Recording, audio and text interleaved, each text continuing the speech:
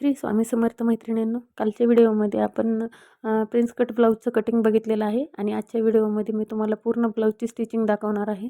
त्यामध्ये बॅक साईडच्या गळ्याला म्हणजे आपण जी टिप मारतो, दाब टिप मारतो त्यावेळेस जर तुमचा गळ्याला असं पीळ सारखं होत असेल तर तो पडू नये यासाठी एक महत्त्वाची मी टिप सांगणार आहे. फिटिंग कशा पद्धतीने करायची याची पण मी टिप सांगणार आहे. पूर्ण व्हिडिओ बघा. व्हिडिओ आवडल्यास लाईक, शेअर, सबस्क्राईब नक्की करा आणि प्लीज प्लीज प्लीज सपोर्ट करा आणि व्हिडिओ पूर्ण बघा. आता या ठिकाणी मी बॅक साईडचा अगोदर गळा जो आहे तर तो मी शिवून घेत आहे. एकदम सावकाश पद्धतीने शिवायचा आहे आपल्याला, कारण वेल्वेटचा कपडा आहे आणि वेल्वेटचा कपडा काय होतो, ज्यावेळेस आपण वरती टिप मारतो ब्लाऊजवरती त्यावेळेस अस्तरच्या खालून जो वेल्वेटचा जो मऊ भाग असतो तो थोडासा सरकल्यासारखा होतो. आता ज्या माझ्या मैत्रिणी ब्लाऊज शिवत आहेत ऑलरेडी त्यांना माहिती असेल की वेल्वेटचा ब्लाऊज शिवताना थोडासा प्रॉब्लेम येत आहे. आता जे वेल्वेटची ट्रेंडिंग ब्लाऊजची जी म्हणजे सध्या खूप ट्रेंड आहे वेल्वेटच्या ब्लाऊजची, तर त्यामुळे मी तुम्हाला हे सांगत आहे. थोडंसं सावकाश शिवायचं आहे आणि कपडा थोडा एक्स्ट्रा घ्यायचा आहे, जेणेकरून आपला कपडा जरी इकडे तिकडे थोडा जसा सरकल्यासारखा वाटला आपल्याला तरी कमी जास्त पडू नये. कारण कट टू कट जर तुम्ही अस्तर आणि मेन फॅब्रिक जर सेम कटिंग केलं कट टू कट तर वेल्वेटच्या कपड्यामध्ये नाही चालणार तुम्हाला. अशा पद्धतीनं तुम्ही जर दुसरं कुठलंही कापड असेल तर त्यामध्ये चालू शकतो. कॉटनचं वगैरे असेल तर ते हालत नाही. त्याला आपण पिन वगैरे लावून ॲडजस्ट म्हणजे पिन लावल्यानंतर सेट झाल्यानंतर मग त्याला तुम्ही व्यवस्थित टिपा मारू शकता. त्याला कट टू कट आपल्याला कपडा घेतला तरी चालतो, पण वेल्वेटच्या ब्लाऊजला तसं चालत नाही. आता या ठिकाणी बघा मी खालून पण फोल्ड म्हणजे टिप मारली आहे आणि गळ्याला पण टिप मारून घेतली आहे. आपण हा पूर्ण ब्लाऊज असा म्हणजे फोल्ड करून घेणार आहोत. आतून आपण कपडा बाहेर काढून घेणार आहोत. आपण या ठिकाणी खाली जी कमरेला जी पट्टी असते ती पट्टी लावणार नाहीयेत आपण.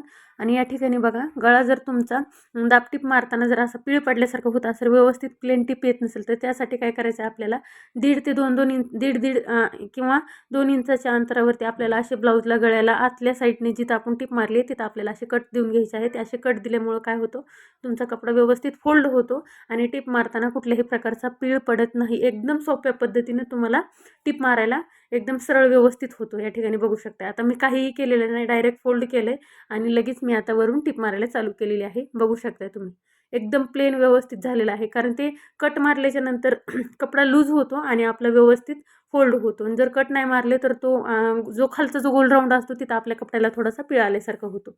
आता या ठिकाणी बघू शकता तुम्ही मी व्यवस्थित प्रकारे दाब टिप मारून घेतली आहे गळ्याला पण आणि तशाच पद्धतीने आपल्याला खालून पण टिप मारून घ्यायची आहे.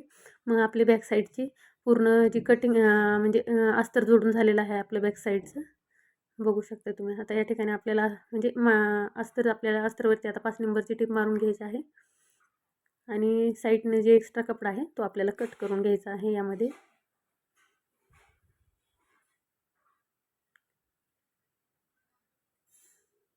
आणि त्यानंतर आपल्याला बॅक साईडचे टक्स मारायचे आहेत. आता काय होतं, डीप नेक जर असेल तुमचा तर जर टक्सची उंची जर जरा जास्त घेतली तर तुमचा फिटिंगला ब्लाऊज व्यवस्थित बसतो. खालच्या कमरेच्या साईडनं वरती सरकत नाही.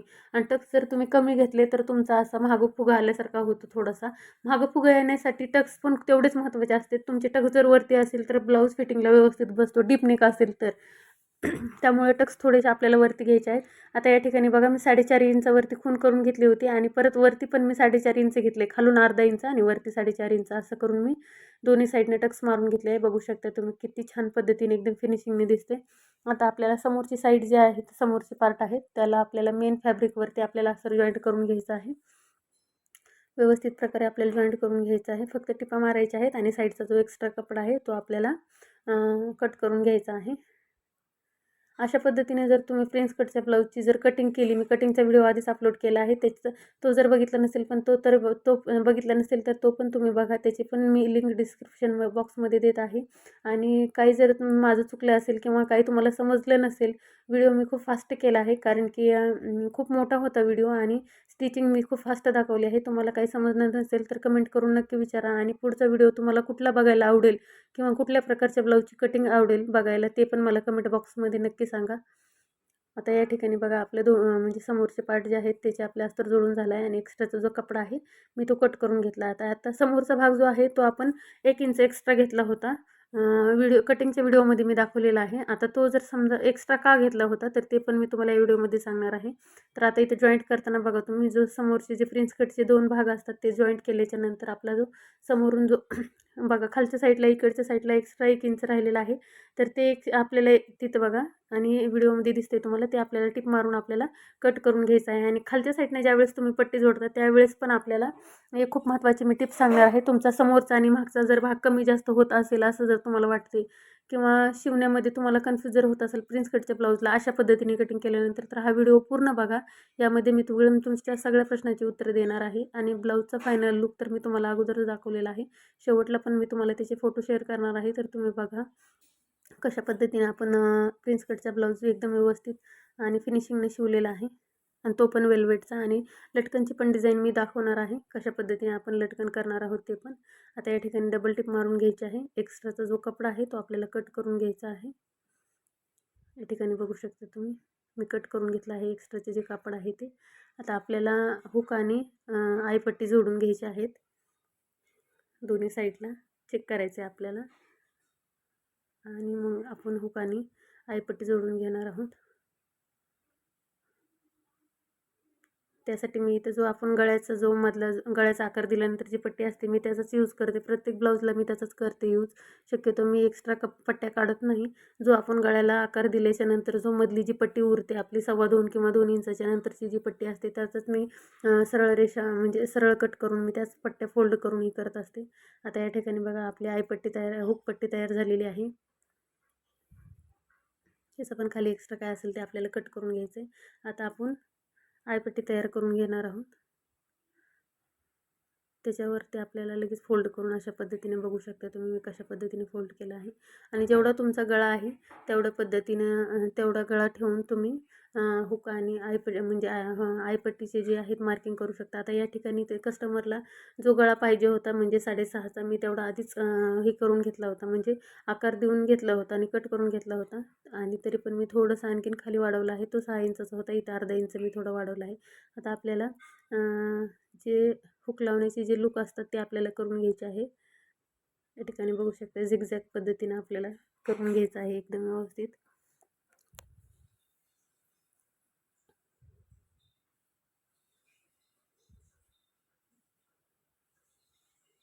आता आपल्याला बॅक साईड आणि फ्रंट साईड दोन्ही पण आपल्याला जे मुंड्या साईडचे जे भाग असतात फिटिंगच्या साईडचे आपल्याला ते चेक करून घ्यायचे आहेत. बघा तुम्ही मी इथं बघितलं आहे चेक करून. आणि तरी पण आपण डायरेक्ट कपडा आधी कट नाही करायचा आहे.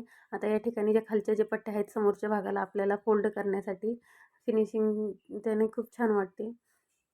प्रिन्स कटच्या ब्लाऊजला हे खूप महत्त्वाचं आहे. आता या ठिकाणी बघू शकता तुम्ही मी बॅक साईड ठेवली आहे आणि जेवढं फिटिंग आहे तेवढं बरोबर मी घेतलं आहे. आता या ठिकाणी बघू शकता एकदम सरळ आलेलं आहे आपलं, कुठेही वाकडं तिकडं काही झालेलं नाही आहे. जो एक्स्ट्रा कपडा आहे तो मी कट नाही केलेला आहे. कारण की मला असं वाटलं फिटिंगच्या नंतर जर तुम्हाला समोरचा भाग वर गेल्यासारखं वाटेल तर त्यावेळेस आपण ते थोडंसं टिप काढून आपण खालून वाढवू शकतो. यामुळे मी ते कट केलेलं नाही आहे. पण तुम्हाला कट करायचं असेल तर तुम्ही कट पण करू शकता. पण फिटिंगच्या वेळेस काही प्रॉब्लेम यायला नको म्हणून मी तो एक्स्ट्रा कपडा तसंच आतमध्ये दाबलेला आहे. आता या ठिकाणी आपण दोन्ही साईडचे जे पट्टे आहेत ते आपण जॉईंट करून घेतलेले आहेत. व्हिडिओ आवडला तर लाईक नक्की करा, चॅनलला सबस्क्राईब करा आणि बेल आयकॉनचं बटन दाबा. आता या ठिकाणी आपलं बॅक साईड फ्रंट साईड झालेलं आहे.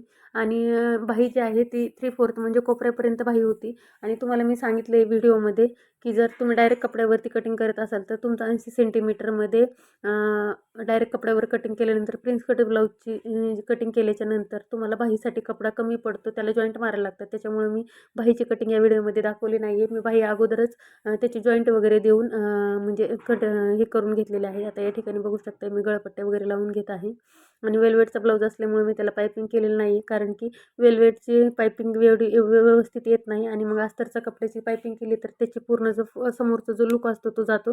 त्यामुळे मी त्याला वरून दाबटीप म्हणजे गळपट्टी जोडल्याच्या नंतर वरून दाबटीप मारली आहे. त्याला मध्ये कट देऊन मग ती आतमध्ये फोल्ड केली आहे, जेणेकरून बॅक साईडला ज्या प्रकारे गळ्याला आपली फिनिशिंग असते सेम तशाच पद्धतीने समोरच्या पण गळ्याची आपली फिटिंग दिसणार आहे. अशा पद्धतीने पण तुम्ही करू शकता. हे पण एकदम प्रोफेशनल आणि फिनिशिंग दिसतं. बघू शकता तुम्ही मी कशा पद्धतीने टिप मारलेली आहे. जर पायपिंग कुणाला आवडत नसेल पूर्ण समोरचा आणि बॅक साईडचा भाग दोन्ही प्लेन हवा असेल तर अशा पद्धतीने तुम्ही म्हणजे शिवू शकता. ही एक पद्धत आहे नवीनच वेगळी. आता या ठिकाणी आपल्याला शोल्डर आहे जे अर्धा इंच आपण वरती अर्धा इंचावरती आपल्याला शिलाई देऊन घ्यायची आहे शोल्डरला पण. दोन्ही साईडला आपल्याला सेम अर्धा इंचावरती आपण शोल्डर हे करून घेणार आहोत.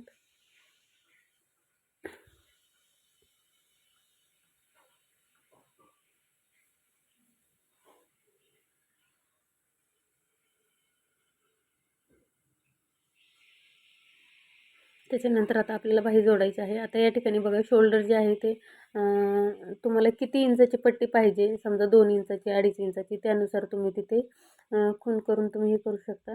तसं तर शिवताना फक्त आपण अर्धा इंचच मार्जिन सोडतो. या ठिकाणी आता बाही बाही जी आहे, बाह्याचे जे जॉईंट आहे ते पण आपल्याला सगळं चेक करून घ्यायचं आहे. तर या ठिकाणी 10.5 इंचाची बाही ठेवलेली आहे आणि वरच्या साईडला अर्धा इंच राहते आपल्याला, तिथं आपल्याला खूण करून घ्यायची आहे. आणि इथं ब्लाऊजला पण आपल्याला हे बघा चेक करून घ्यायचं आहे, समोरचा मागचा भाग, बाहीचा पण समोरचा, म्हणजे बाही पण व्यवस्थित आहे की हे चेक करून घ्यायचं आहे, जेणेकरून फिटिंगमध्ये तुमचं कमी जास्त होणार नाही. आता या ठिकाणी मी 2.5 इंचाची शोल्डर पट्टी ठेवलेली आहे. दोन्ही साईडला अगोदर 2.5 इंचावरती आपल्याला खूण करून घ्यायची आहे आणि त्यानंतर बाही आहे ती 10.5 इंचावरती खूण करून घ्यायची आहे. आणि आपल्याला बघा इथं थोडंसं कमी जास्त झालं होतं तर मी ते कट करून घेतलेलं आहे. अशा पद्धतीने चेक करून जर तुम्ही अगोदरच व्यवस्थित थोड्याशा काळजी घेतली फिटिंगच्या वेळेस, 2 गोष्टी फक्त बॅक साईड आणि फ्रंट साईड जे आहे शोल्डर जोडल्याच्या नंतर ते एक चेक करायचं आणि बाही पण आपल्याला चेक करायची आहे की बरोबर आहे का. नाहीतर आपण डायरेक्ट घेतली आणि जोडली तर मग कधी-कधी काय होतं, बाहीचा जो म्हणजे बाही कमी जास्त होते. कधी-कधी पुढे येतं, कधी मागं जातं, समोरची मागची, म्हणजे फिटिंगला कपडा मागं पुढं होतो. तो न होण्यासाठी ही टिप आहे. अशा पद्धतीने तुम्ही हे करा. आता या ठिकाणी बघा मी बाही जोडण्याच्या पण 2 पद्धती दाखवत आहे. एक जे सर्वसामान्य सगळेच यूज करतात, म्हणजे बॅक साईडनं आणि फ्रंट साईडनं असे डायरेक्ट आपण जिकडनं हे करतो ते. आणि ही जर समजा असं कोणाला जर वाटत असेल की बाही कमी जास्त होती का काय, किंवा मग कमी जास्त झाल्यानंतर मग जॉईंट मारायचा, अशामुळे मग काय करायचं, आपण डायरेक्ट सेंटरवरती बाहीचं जे सेंटर आहे तो डायरेक्ट शोल्डरवरती ठेवायचा फ्रंट साईडने, आणि मग अगोदर समोरची साईड आणि मग बॅक साईड, आणि नंतर दुसऱ्या साईडला अगोदर बॅक साईड आणि मग फ्रंट साईड, अशा पद्धतीने आपल्याला जोडून घ्यायचं आहे. ह्याच्यामध्ये पण तुम्हाला कमी जास्त होणार नाही. जरी झालं तरी मग दोन्ही साईडने सेम होईल, पुढचं मागचं दोन्ही, मग तिथं तुम्हाला दोन्ही जॉईंट सेमच होतील. आणि जर समजा तुम्ही डायरेक्ट जोडली आणि जर जॉईंट मागं बरोबर आलं आणि पुढं कमी राहिलं तर त्यावेळेस मग तुम्हाला थोडासा प्रॉब्लेम येतो. कपडा तुमचा जास्तच होतो, कमी होत नाही, आणि मग तो पुढच्या साईडला येतो आणि मग खाली मुंड्याच्या तिथं आपल्याला टिप मारायला लागते. आता या ठिकाणी बघू शकता तुम्ही, मी एकदम व्यवस्थित आणि सावकाश प्रकारे बाही जॉईंट करून घेतलेली आहे. आता ही समोरची साईड आधी जोडली. आता यानंतर आपण बॅक साईड जोडायची आहे. तुम्ही बघा मी कशा पद्धतीने जोडले आहे. अशा पद्धतीने जरी तुम्ही जर समजा नवीन शिकत असाल तर तुम्हाला ही पद्धत सोपी जाईल माझ्या हिशोबाने. मला असं वाटतं की ह्या पद्धतीने मग तुम्हाला व्यवस्थित येईल, कारण कमी जास्त होणार नाही तुमची कुठेही. आणि बाही थोडी बाही प्रेस करायची, जो म्हणजे मागचा आणि पुढचा भाग जो असतो ते शोल्डर नाही आपल्याला, सॉरी, मुंड्याचा भाग नाही तर ओढायचा आहे. फक्त बाहीचा भाग आहे तो ओढायचा आहे. मुंड्याचा भाग ओढला तुम्ही तर मग मुंडा असा क्रॉस असल्यामुळे मग तो फाकला जाईल आणि मग तुमचा थोडासा सैल पडेल. मुंड्याचं जर माप परफेक्ट असेल तर तुमचं शोल्डर उतरणार नाही. मुंड्याचं पण माप कधी-कधी खूप जास्त घेतलं तर मग शोल्डर उतरतो. शोल्डर डाऊन पण करणं तेवढंच महत्त्वाचं आहे त्यासाठी. आता या ठिकाणी बघा मी डबल टिप मारून घेत आहे.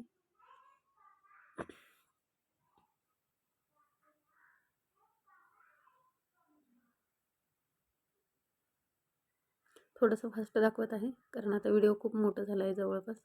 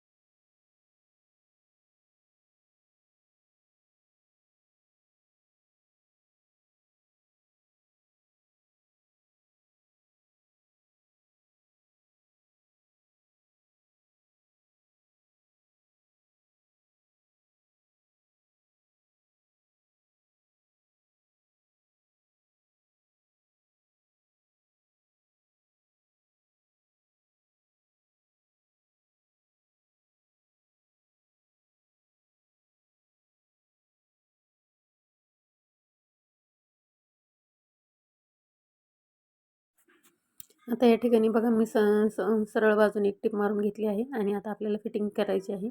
तर या ठिकाणी कंबर त्यांची 30 होती. कस्टमरची, त्यामुळे मी खाली 7.5 इंचावरती मुंडा आपण 7.5 इंचावरतीच घेतलेला आहे आणि दंडघेर जो आहे तो 5.25 इंचावरती. अशा पद्धतीने आपण फिटिंग करून घेतलेली आहे. फिटिंगमध्ये कुठेही कमी जास्त वगैरे काही झालेलं नाही आहे, तुम्ही बघू शकता. दोन्ही साईडनं आपल्याला सेम पद्धतीने आपल्याला फिटिंगच्या टिपा आहेत त्या मारून घ्यायच्या आहेत. बघू शकता तुम्ही 7.5 आणि परत तिथं पण आपल्याला 7.5 आणि समोर दंडघेर जो आहे तो 5.25 इंचावरती घ्यायचा आहे आपल्याला. म्हणजे 10.5चा दंडघेर आहे. मुंड्याचा जो भाग आहे तो त्यांचा 15चा आहे. त्यानुसार आपल्याला आता या ठिकाणी डबल टिपा मारून घ्यायच्या आहेत आपल्याला फिटिंगच्या ज्या एक्स्ट्रा टिपा असतात त्या. त्यानंतर मी लटकन पण थोडेसे म्हणजे 3 लेअरमध्ये लटकन केले आहेत. ते पण तुम्ही बघा कशा पद्धतीने केले आहेत ते. आता या ठिकाणी बघू शकता तुम्ही आपलं झालेलं आहे. जॉईंट वगैरे व्यवस्थित आलेले आहेत, म्हणजे कुठेही कमी जास्त झालेलं नाही. व्हिडिओ आवडला तर लाईक नक्की करा प्लीज आणि सबस्क्राईब करा, बेल आयकॉनचं बटन दाबा. या ठिकाणी बघू शकता तुम्ही आपलं ब्लाऊज एकदम व्यवस्थित प्रकारे शिवून झालेला आहे. कुठल्याही प्रकारचा कुठेही घोळ वगैरे येणार नाही आहे या ब्लाऊजला. अशा पद्धतीने तुम्ही ब्लाऊज शिवला. कटिंगचा व्हिडिओ नक्की बघा, त्याची लिंक मी डिस्क्रिप्शन बॉक्समध्ये देते. आता या ठिकाणी आपण नॉड आणि लटकन तयार करून घेणार आहोत. तर तुम्हाला लेंथ जेवढी पाहिजे तेवढी शक्यतो मी 1 मीटरच घेत असते. 1 मीटरचे मग 2 पार्ट आपल्याला काढायचे, अर्धा मीटरचे दोन्ही साईडला. आणि वरून 3 इंचावरती घेतला आहे मी. 2.5 इंचावरती घेऊ शकता तुम्ही. 2.5, 2.25 आणि 3 ह्याच्यापर्यंत. 3च्या खाली नाही पाहिजे आणि वरती पण नाही पाहिजे. 2 वरती घेतलं तर मग खूपच वरती होतं. त्यामुळे 2.5 किंवा 3 वरती तुम्ही करू शकता. 3, 2.25 वरती ते बेस्ट होतं. ते व्यवस्थित दिसतं पण खाली. आणि आता या ठिकाणी बघा लटकनसाठी जो गळ्याचा जो मधला जो भाग होता मी जो कट करून घेतला होता तो मी असा त्याची पट्टी फोल्ड केली आहे आणि त्याचाच असा आधी चौकोनी कापलेत आणि त्याला खालून थोडासा असा गोल शेप दिला आहे. आणि तो जो गोल शेप दिला आहे बघू शकता तुम्ही व्हिडिओमध्ये, मी असे 3 टप्प्यामध्ये लहान मोठे मोठे असे 3 म्हणजे हे केले आहेत आणि त्याला असं फोल्ड करून टिप मारून घेतलेली आहे. बघू शकता तुम्ही व्हिडिओमध्ये मी कशा पद्धतीने टिप मारत आहे ते. एक्स्ट्राचे जे काही कपडे वगैरे आहे ते काढायचे आपल्याला. त्याच्यानंतर आपल्याला नॉडमध्ये ठेवून अशा पद्धतीने आपल्याला लटकन तयार करून घ्यायचे आहेत. लटकन तुम्हाला कसे वाटले ते पण मला कमेंटमध्ये नक्की सांगा. आणि व्हिडिओ आवडला तर लाईक शेअर सबस्क्राईब नक्की करा. थँक्यू. पूर्ण व्हिडिओ बघितल्याबद्दल असाच सपोर्ट राहू दे.